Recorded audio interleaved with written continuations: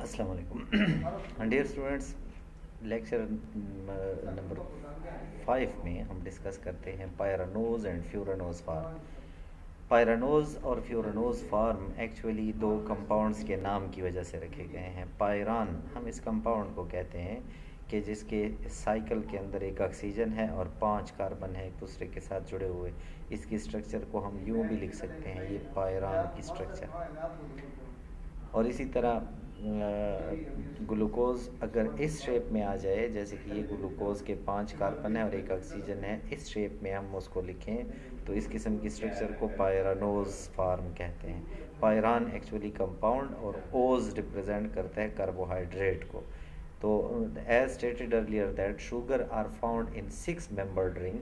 6 membered की ring हो कि जिसमें एक ऑक्सीजन हो, 5 कार्बन हो, containing 1 oxygen and 5 carbon in single, and 5 membered ring containing 4 carbon and 1 oxygen are called, ऐसे को हम कहते हैं फ्यूरानोज फार्म।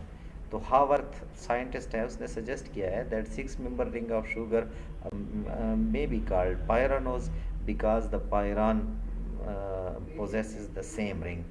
पायरान की जैसी स्ट्रक्चर होने की वजह से इसको हम पायरानोज फार्म कहते हैं। तो डिफरेंट किस्म के शुगर्स आपको इन फार्म्स में दिखाए गए हैं। ये दूसरा फ्यूरान है, इस कंपाउंड को हम कहते हैं फ्यूरान के, जिसके साइकिल के अंदर एक ऑक्सीजन हो और 4 कार्बन हो एक दूसरे के साथ जुड़े हुए। तो ग्लूकोज की शक्ल जब इस जैसी हो जाए इस कंपाउंड की तरह, तो इसको हम फ्यूरानोज फार्म कहते हैं। तो एक्चुअली एग्जांपल्स आप लोगों को ये कोट करनी है, सारी लिखनी है, आपको फार्मूले भी आता हो कि अल्फ़ा डी ग्लूकोज है। इस फिशर फार्मूला हम इसका यूँ लिख सकते हैं। इसमें ये पहला कार्बन इस 5वें कार्बन के साथ जुड़ जाता है। तो इसी शेप को रिंग स्ट्रक्चर में हम हावर्थ स्ट्रक्चर यूँ लिखते हैं कि एक ऑक्सीजन 4 डिफरेंट 5 कार्बन्स के साथ वो एक रिंग बनाती हुई, कि जिसमें ऑक्सीजन के साथ एक पहला कार्बन, एक 5वां कार्बन, ये carbon number 1st, 2nd, 3rd, 4th, 5th और ये वाला 6th कार्बन है। सिमिलरली दूसरी एग्जांपल अगर आप देखें कि बीटा डी ग्लूकोज, ये आप लोगों ने फ़र्क भी जो है ना वो देखना है। अल्फ़ा डी ग्लूकोज और बीटा डी ग्लूकोज में क्या डिफरेंस है। कहीं पेपर में आपसे अलहदा से ये क्वेश्चन पूछ लिए जाएँ कि इनके स्ट्रक्चर्स ड्रा करें, तो आपको पता हो कि बीटा डी ग्लूकोज का जो OH है वो लेफ़्ट साइड पे है और अल्फ़ा डी ग्लूकोज का ये पहले कार्बन के साथ जो OH है वो राइट साइड पे है। तो अल्टीमेटली यहाँ जो पहला कार्बन हमें नज़र आता है, इनका ये H और OH भी जो है ना अपोजिट डायरेक्शन में हो जाता है। इसका देखें H ऊपर है अल्फ़ा डी ग्लूकोज का, और बीटा डी ग्लूकोज का H नीचे है। इसका OH नीचे है, इसका OH ऊपर है।